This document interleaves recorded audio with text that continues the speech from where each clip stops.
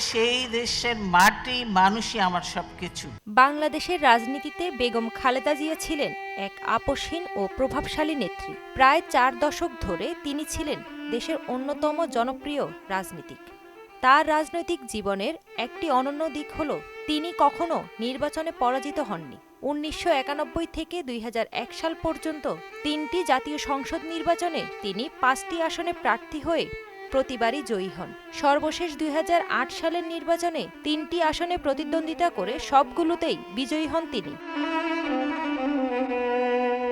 তবে ২০১৪ সালের নির্বাচন বিএনপি বর্জন করলে নির্বাচনের বাইরে চলে যান খালেদা জিয়া।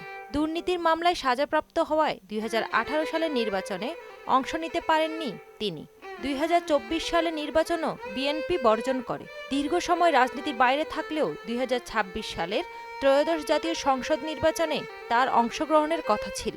বিএনপি একটি গণতান্ত্রিক দল, নির্বাচনে যেতে চায় এবং বিএনপি নির্বাচনের মাধ্যমেই ক্ষমতায় এসেছে। বেগম খালেদা জিয়া ১৯৯১, ১৯৯৬ ও ২০০১ সালে প্রধানমন্ত্রী নির্বাচিত হন। এর মধ্যে ৯৬ সালের দায়িত্বকাল ছিল মাত্র ১ মাসের। ১৯৯১ সালে তার নেতৃত্বে সংবিধানের দ্বাদশ সংশোধনীর মাধ্যমে রাষ্ট্রপতি শাসিত ব্যবস্থা থেকে সংসদীয় গণতন্ত্রে ফিরে আসে বাংলাদেশ। ১৯৪৫ সালের ১৫ই আগস্ট দিনাজপুরে জন্মগ্রহণ করেন খালেদা জিয়া। তার প্রকৃত নাম খালেদা খানম পুতুল। ১৯৬০ সালে শহীদ রাষ্ট্রপতি জিয়াউর রহমানের সঙ্গে তার বিয়ে হয়। ১৯৮১ সালে জিয়াউর রহমান নিহত হওয়ার পর তিনি সক্রিয় রাজনীতিতে যুক্ত হন এবং বিএনপির নেতৃত্ব গ্রহণ করেন। প্রথম নারী প্রধানমন্ত্রী হিসেবে বেগম খালেদা জিয়া বাংলাদেশের রাজনৈতিক ইতিহাসে এক অনন্য অধ্যায়ের নাম হয়ে থাকবে।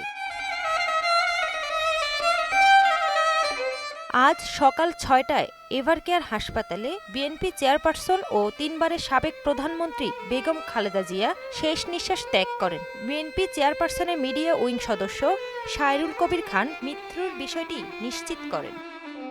তাহসিন তারিন, মোহনা ডিজিটাল।